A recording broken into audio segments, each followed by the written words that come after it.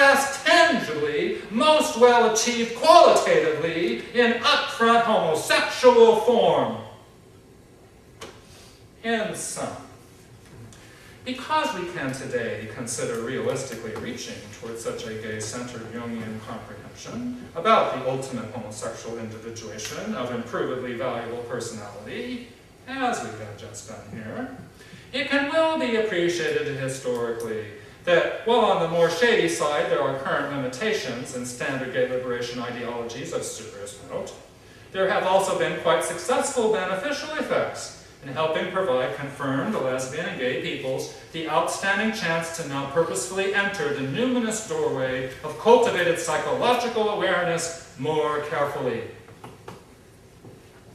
In addition to the ideas and establishment of the Institute for Contemporary Uranian Psychoanalysis that I have just touched on, we can also see the critically waking urge to become improvedly psychological expressed today in the LA gay community by the parallel founding of the local Antioch University's LGBT graduate psychotherapy specialization, and that of psychologist Don Kilhefner's Gay Men's Medicine Circle, which also purports to have a homosexual psychological interest and understanding.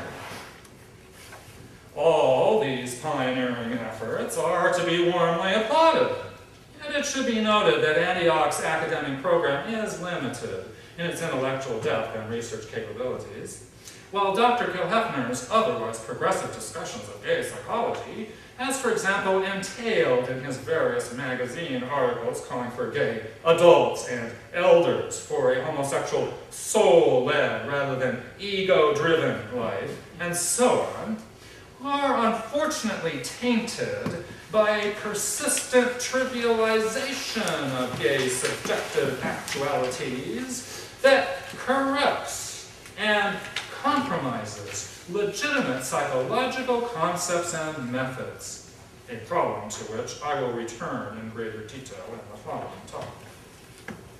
From these overall mixed conditions as to the serious study, understanding, and promotion of gay-centered psychological liberation, we can appreciate how fresh, challenging, and powerful this innovative step toward better enhanced homosexual emancipation must surely be, one requiring as much disciplined attention, specialized thoughtfulness, sensitive responsibility, and sustained implementation as possible.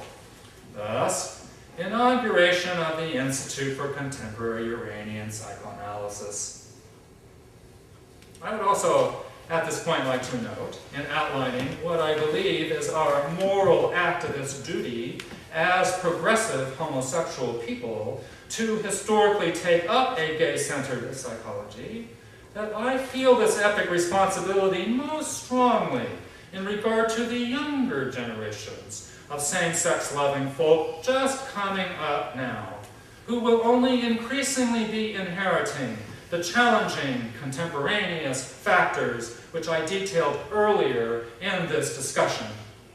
As time inevitably marches on, the need for a viable alternative to old-fashioned homophobic bigotry on the one hand, and current gay assimilationism on the other, as an effective sustaining spark to our gay liberation movement's finest fulfilled future, will only grow more insistent. And it is the young, in the end, who will be best positioned to take fullest advantage of the unprecedentedly wonderful but supremely challenging opportunity now shaping up socioculturally to reach for improvedly estimable homosexual realization personally.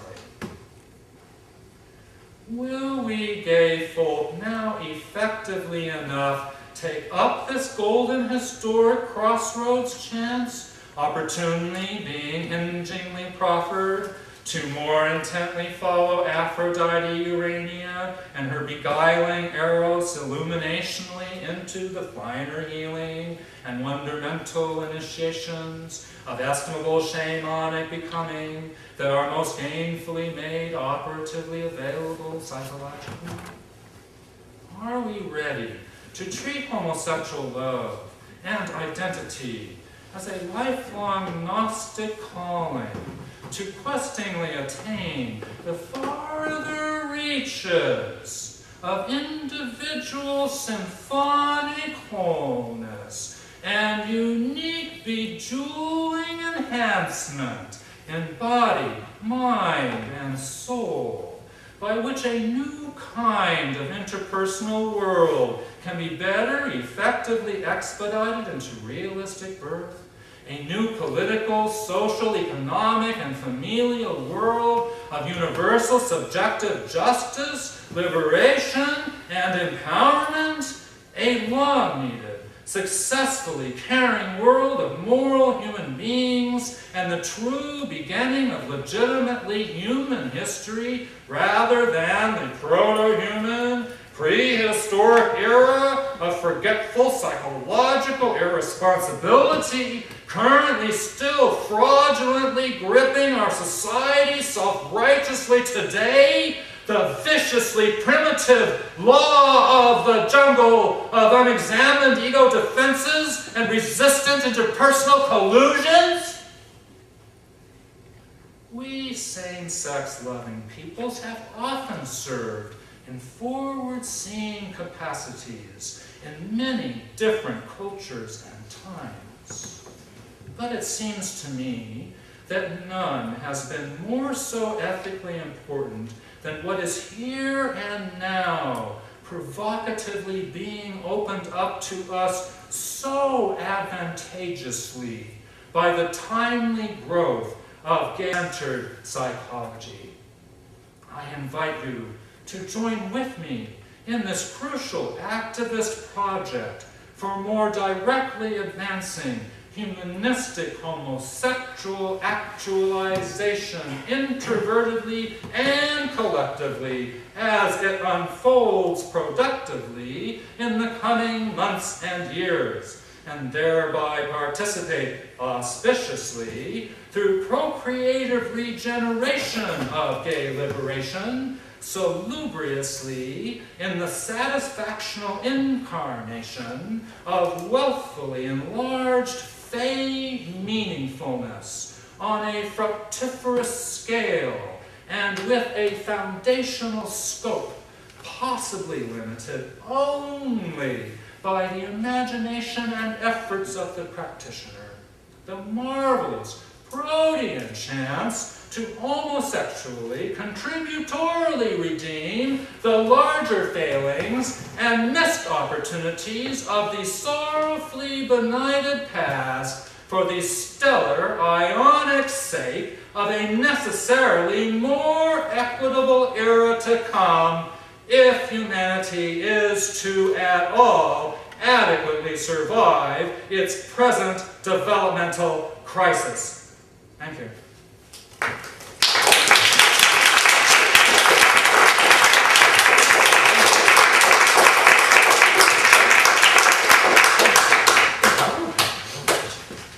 Different than last time, huh?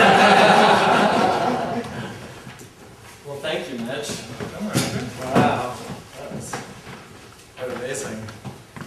So we have about a half an hour where we can talk about what we all just heard and experienced. And so I'd like to open it up if you'd like to share thoughts that you had or ideas or feelings that came up or images that came up, if anyone would like to start with an initial sharing of their experience. Take your time. I had my technical. Also, yeah, if you could say your name for people who might not know you. I'm Tom. I guess in the middle of the speech you were talking about the Oedipal complex, and I got this thought in my mind. It's like, it's too bad he has to describe this in heterosexual terms. It's almost like very limiting. I just kept thinking, why can't we think of it in homosexual terms as opposed to the whole aspect? What do you mean homosexual terms? I don't know. That's what I'm saying. I don't know. I just had this image in my mind that it's so, the paradigm of heterosexual thinking is so limiting in terms of being homosexual and the numinousness of what sexuality can be, and that whole thought can be. It's so limiting. I just kept thinking, why do we have to force it in being heterosexual terms when it could be something greater. And I didn't know what those greater thoughts were, but I just kept thinking it's just so limiting. And so it's like I want something better than that, whatever that is, I don't know. But that was my thought that went through my head. It was kind of in the middle when you were talking about the edible complex and all of those things. So I don't know, just thought that went through my head. Any other thoughts or feelings that came up? I thought I saw a hand go up a minute ago.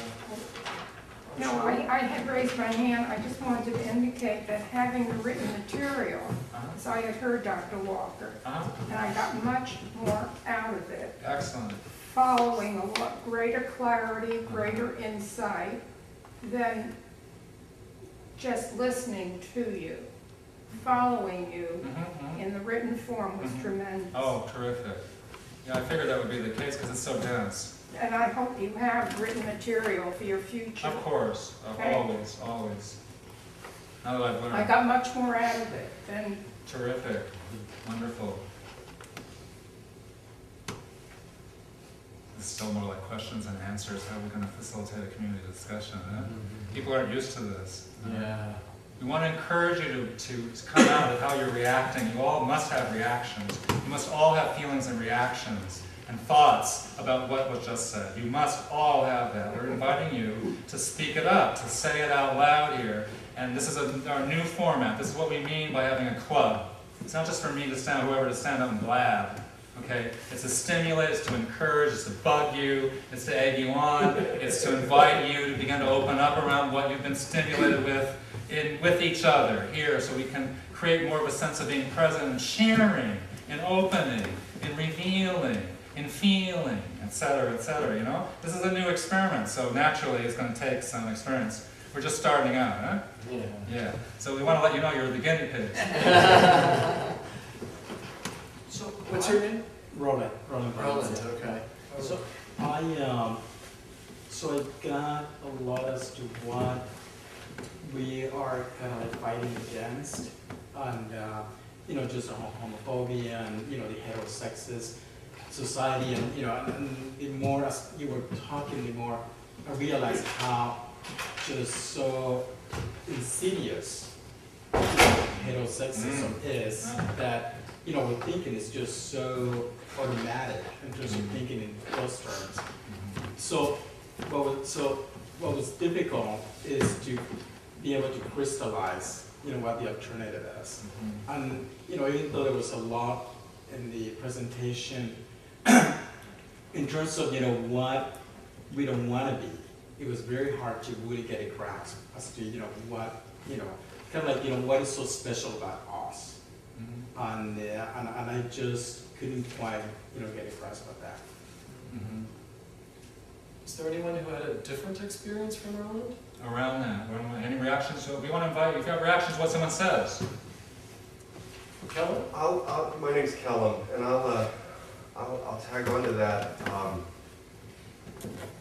Just based on my own experience here tonight, I appreciate the, you know, what I take to be your caring invitation to participate from a feeling level, because I noticed that I'm at once, I feel incredibly energized and like there's current, you know, like in those balls, you know, with the electricity, you know, shooting through, but simultaneously very deflated, inferior, stupid. How can I ever produce something even close to this, much less understand it? So the reason I bring that up in connection with what Roman was saying is that it seems to me that is, at least for me, a picture of the sort of dual nature of the experience, at least one aspect, one picture of the dual nature of inner experience that you're talking about. That there are these contrasts, and it's almost psychedelic, kaleidoscopic